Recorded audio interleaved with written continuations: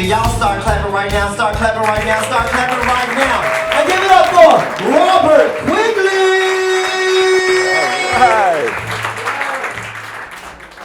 Thank you. That was a great introduction. Guys, we are making history tonight.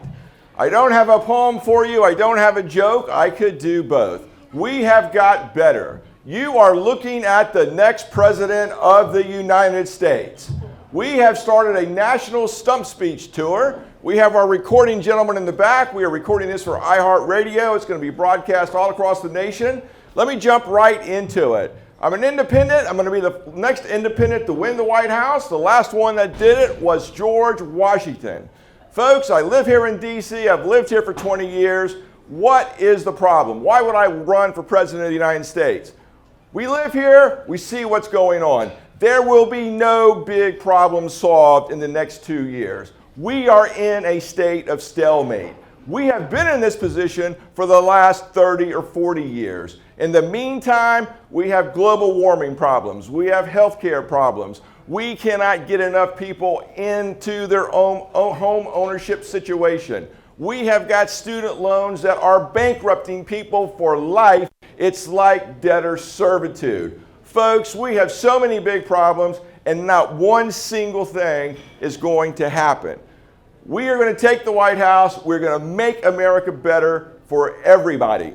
Now, folks, we're also recruiting for the campaign. We are producing a couple of dozen books. We are looking for talented writers. If anyone is interested, you have some skill writing, contact me. I'm Robert Quigley for President.com. Very easy to find. You'll find the telephone number. You'll find the job listings. If you guys are involved, if you like creative activities, contact me. Now with that, folks, I've kind of given you a really brief summary because we've only got 5 or so minutes here of what the campaign platform is. We're going to deal with global warming. We're going to deal with education. We're going to deal with healthcare. We're going to deal with home ownership. We're going to create 30 million new businesses all across America. With that, I want to open it up for questions. Throw a question at me, throw a comment at me, tell me your great or bad political experience. Who's first? What other offices have you held?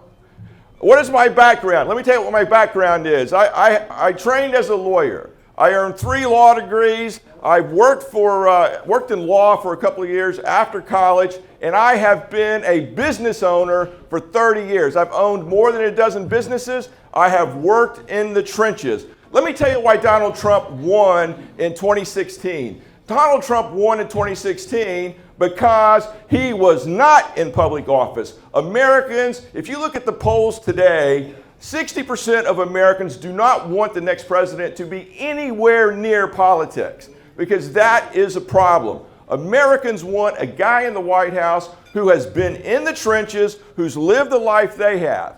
So to answer your question, I've been a business owner for 30 years. I trained as a lawyer. I graduated from top universities. Next, any other comments or concerns? What is your take on the Tyree Nichols situation? Okay, so the problem is very simple. All across America, we have over-policing. This is a problem partly of culture. It's also partly of the fact that we've asked the courts to punish every single wrong that could possibly be committed by anybody. So we're over-courted, we're over-policed, and then of course in the case of Tennessee, they actually had a unit which was like a quasi-commando unit to go out into the streets of their city to fight what they thought was really serious crime. Now let me just contrast that a little bit. When we get to the White House in 2024, we are going to provide primary health care for all citizens across America. We're going to make student loans freely bankruptable. We're going to create 30 million new jobs. We are going to increase the home ownership percentage from the 60% where it currently is, and it hasn't changed since the days of Jim Crow, up to the 85-90% range. Why do I tell you that? I tell you that very simply because we are not doing a good job taking care of our citizens. And that leads to a police problem. Because we see from the news, you get pulled over for a traffic stop. Every place else in the world, you might get a ticket. In America, you might get executed. We are over-policing our citizens. And that has got to change. Questions, comments? How do you feel about abortion? Well, I've done a dozen stump speeches so far, and we knew that sooner or later that question was going to come up. In fact, we were talking earlier tonight when we looked at this fantastic audience. You guys look very smart, by the way. You got to be the smartest looking audience that we've been to in D.C. so far. We knew that this was going to come up. We thought it was going to come up here. But let me just tell you my take on abortion.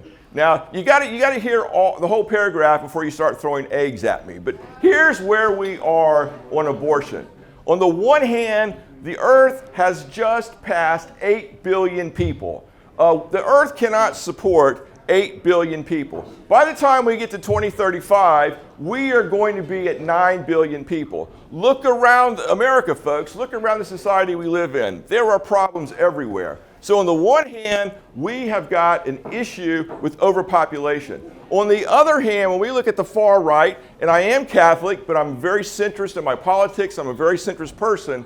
On the far right, some of the people over there are saying, let's not murder innocent kids. So there's the conflict. We've got the far right saying don't murder innocent kids. We've got the left saying, I can't pay for myself. How can I pay for a kid? The answer is we got to use science. So when abortion was made legal in 1973, the pharmaceutical companies and science stopped researching ways to prevent the births in the first place. So one of the very first things that Quigley will do when we get to the White House is we will re-enlist science to solve that problem. Do our very best to make everybody happy. That's my take. And by the way, I've never had kids, I've never had an abortion, and that's just the way things worked out. But it's a tough issue, and we got to solve it in a way that brings the most good to the society. Is that it? Okay.